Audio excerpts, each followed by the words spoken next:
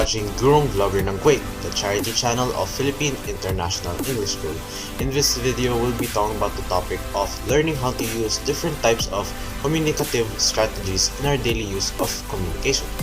Communicative strategies? Yes, communicative strategies are plans, ways, or means of sharing information that is adapted to achieve a particular political, psychological, or linguistic purpose.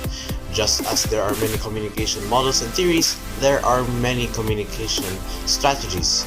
Knowing how to use these strategies will be a very useful ability when communicating with other groups of people. Having this in mind, you can control the mood and setting of the conversation that is being held during that moment and be able to tell what you can do next, whether you keep the conversation going or you choose to end it that way. So in this video, we'll be having 7 communicative strategies, so let us move on and start on with the first communicative strategy. The first strategy on our list is the strategy of domination, or simply just called domination. Now, this type of communicative strategy is making use of presenting a particular topic truthfully and saying only what is relevant. Now, let's put this into an example. Let us say I walk into an electronics store hoping to buy a new phone. So normally I would already know what kind of phone I would like to be purchasing. I will just have to ask the staff for help into purchasing this item. So now you approach the staff and ask, "Hello sir, I would like to purchase a phone." Now, that seems plain, doesn't it? Especially since you already know what kind of phone you're trying to buy. And by just saying phone, it could mean anything to the staff member. So instead, let us use the communicative strategy domination. "Hello sir, I would like to purchase a Samsung S12 please." Now that you have presented what specific phone you desire to purchase, it is only natural that the staff member has fully understood what you're trying to purchase and shall assist you all the way doing so. So basically, in this strategic way of communication, it is similar to getting specific on what you are going to say to the other person. A very common setting that this can be used in are in places like stores. But of course, that can't be the only setting it can be used in. If you think there is something else that you would like to present in particular, then this strategy might be useful for that situation. Now that we have cleared out our first strategy on the list, let us move on to the second communicative strategy. Next on our list is the restriction communicative strategy. So this restriction communicative strategy is a type of method that constrains or restricts the response of the other person involved in the communication situation. The listener is forced to respond only within a set of categories that is made by the speaker, or you. Meaning that this strategy involves techniques that prevent variability in the participants' discourse. So basically, in this strategy, the number of words that will be used here is pretty much a bit fewer than a longer response to a question. Now, using this in an example, one could mean when you were asked what kind of specifications you're looking into when purchasing a PC. So you not being so sure, you respond with something as, "I'm not sure," instead of answering something totally different and not knowing what you are about to answer. The person that you responded to shall respond to you back with a few things about the basic specs of a PC, giving you more options and decisions on what you would like to choose, thus giving you an idea of what you're getting into with this conversation. With the person hearing upon your response, the person now gives you a set of information about the topic for you to get into, now thus giving you more options and thus extending your conversation between the person. And that is pretty much it on the nomination strategy. So now moving on, let us see the rest of the list, which will now be taken over by Muna. The third strategy on our list is turn-taking.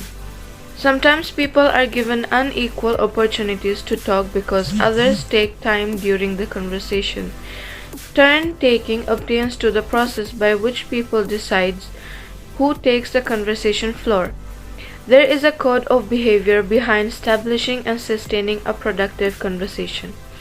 But the primary idea is to give all communicators a chance to speak.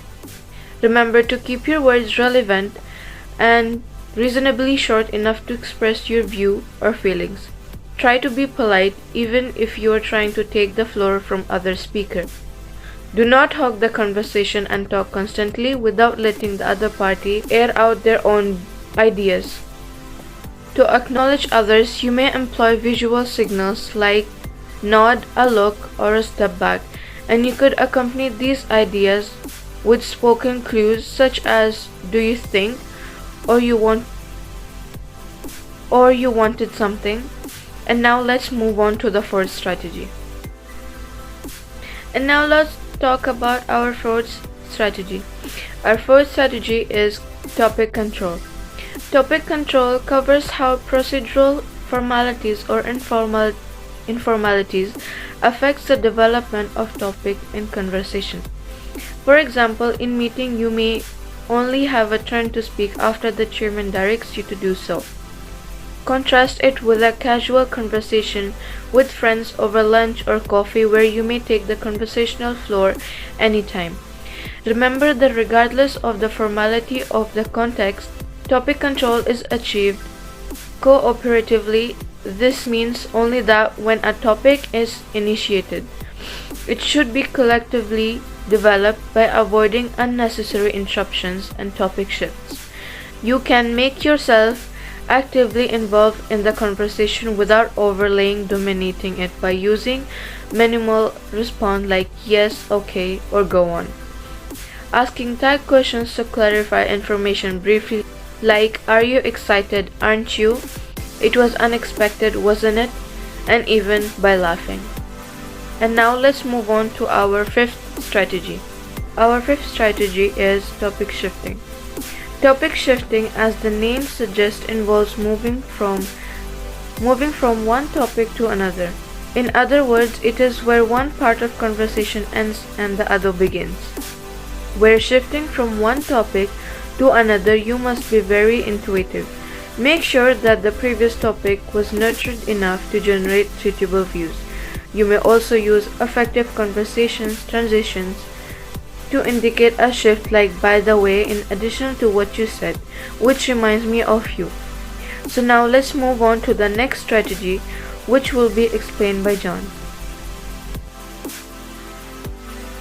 Repair strategies are the ways when a person tries to resolve the conversational problems in the ways of speaking, hearing, and understanding.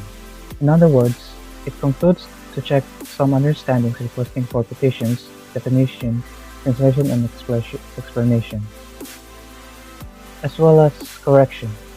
And it also suggests some ways to help one another for problems during the communication. Let us take this as an example. Like when the listener who doesn't understand the meaning, the speaker tells its correct meaning, but the strategy works best, and as a follow-up topics to be discussed. Finally, onto our last type of strategic communication in the list is the termination communicative strategy. Hearing it from its name already, I think we can already tell the gist of it. Now, what can termination communicative strategy do?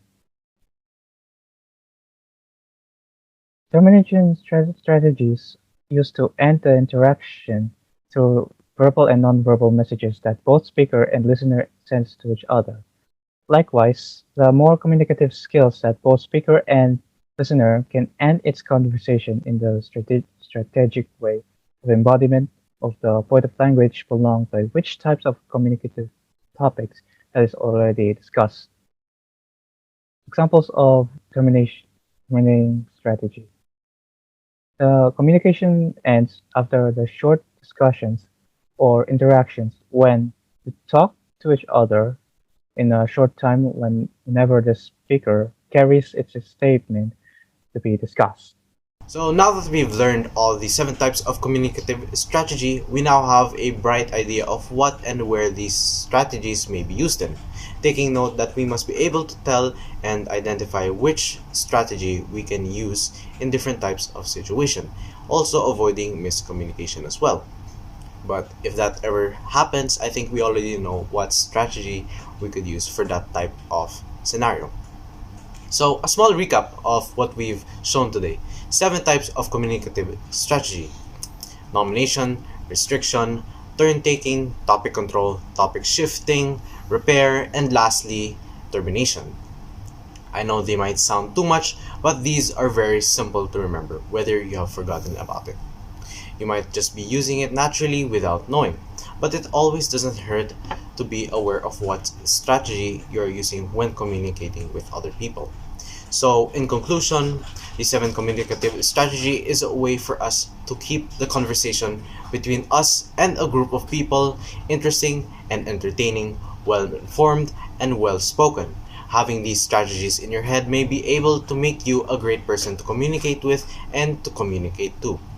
As always, leave a like on this video and consider subscribing to the channel for more content like this. That will be all for us, and thank you for listening.